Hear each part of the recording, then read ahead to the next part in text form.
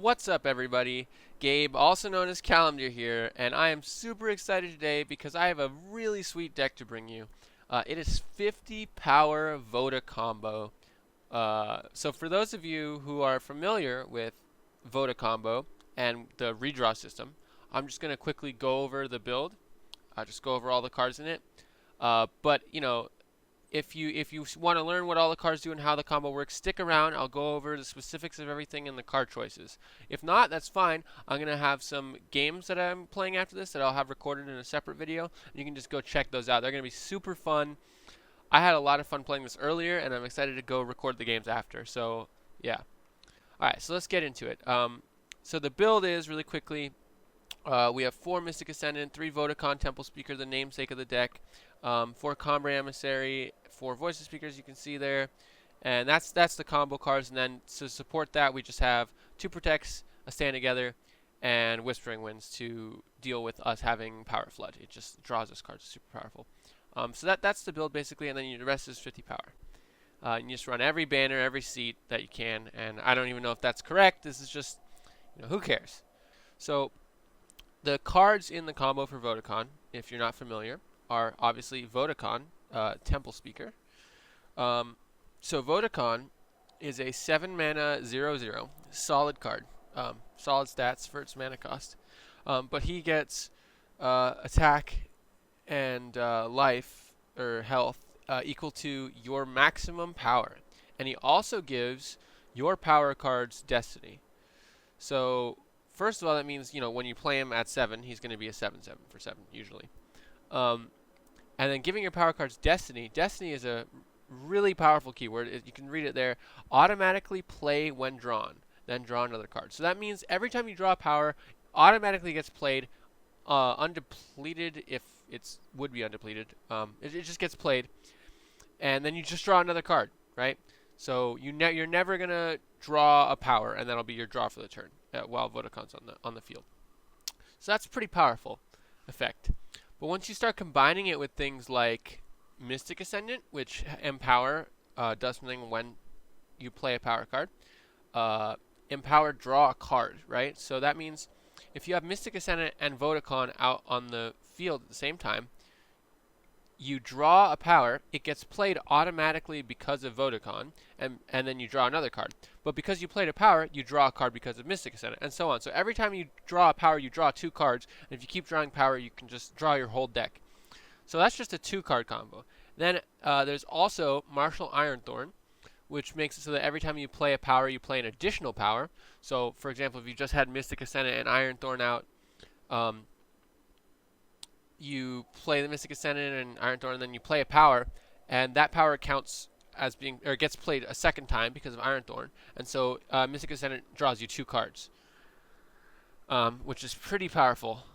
And then to speed up, so that's the whole late game combo. But to speed up the process, we run 4 Combre Emissary, which lets you play an additional power each turn just to ramp up and stuff like that, and also helps you draw more when you just don't have all your combo pieces. If you have a Mystic Ascendant out, you can just draw twice and stuff like that. It's super useful. And then Voice of the Speaker makes it so you don't run out of gas. Gives all your power cards echo, which means that when you draw them, you draw an additional copy, which is super good in this deck. Because just with Vodacon, just the combo of Voice of the Speaker and Vodacon, which, I mean, obviously, Voice of the Speaker, Vodacon Temple Speaker is a reference. But anyways, they combo together really well because with just those 2 cards out, every time you draw a power card, you draw 2, and then they both have Destiny. You play both of them and draw 2 more cards, even though you only drew 1 to begin with. So it's really powerful. So how do you actually win the game?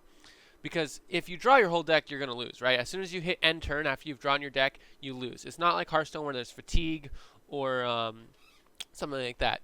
As soon as you hit end turn with an empty deck, you lose. That's how Eternal works. So how do you win the game after you've drawn your deck? Well, basically, the idea is we have our, 50 attack, 50 health Vodacon or Giant Mystic Ascendant or whatever. And then we activate, we use Martial Ironthorn's ultimate, which is pay 15 to kill all enemy units. So we have a Mystic Ascendant out the turn before, and then the next turn we go off and we play, we get up to 40 power, we've drawn our whole deck, and we play Martial Ironthorn and then pay 15 mana, power, and we kill the enemy's board, and we attack them for like 60 damage, and they're dead, right? That's how we win, is Martial Ironthorn. Obviously, stand together can be a problem, so you might need like 2 Martial Ironthorns. You don't win every game guaranteed, but that's the idea of the deck. So to support that strategy, we have 2 protects and the stand together. Could be 3 protects. I just like having the 1-up stand together. Sometimes you want to protect from a AoE effect like Harsh Rule or something like that, which Harsh Rule is like Wrath from Magic if you're familiar with that. And then the Spicy Edition is Whispering Wind, which is really good with 50 power in the deck. Because Whispering Wind, when it attacks, it allows you to discard a card and then draw a higher cost card from the deck. So with 2/3 of the deck being power, and you're drawing extra power from Voice of the Speaker, you're going to have a ton of power in your hand. So Whispering Wind lets you discard a power to draw one of your 25 actual cards, right? Which is super powerful. Whispering Wind has attack, draw card, basically. Draw a good card, right? Like, it's very powerful, and it's a repeatable effect, and it's a flyer, so it's evasive, so you can usually keep attacking it and get a ton of value out of it. So for those of you who are not familiar with the redraw system of Eternal, let's go over why we're running 50 power. So the redraw system in Eternal is something like this. You get your initial hand, and your initial hand is guaranteed to have, I believe, 1 power at least, but no more than... you're guaranteed to not have a hand of all power, and you're guaranteed to not have a hand with no power. So at least 1 power or 6 power. Nowhere anywhere in between that. Not 7 power or 0 power is as I understand it. And then if you click redraw, rather than keeping the hand,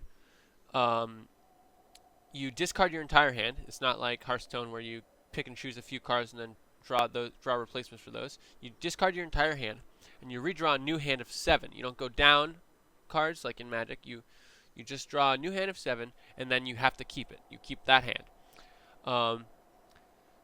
So the way the redraw works is that you are guaranteed to have between 2 and 4 power, is I believe the number.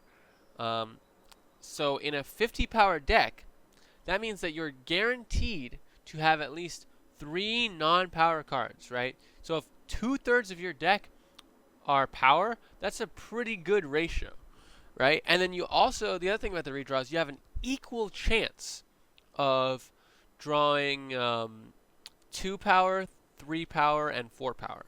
It's all equal. It doesn't, regardless of how much, they're both 33.3 chance.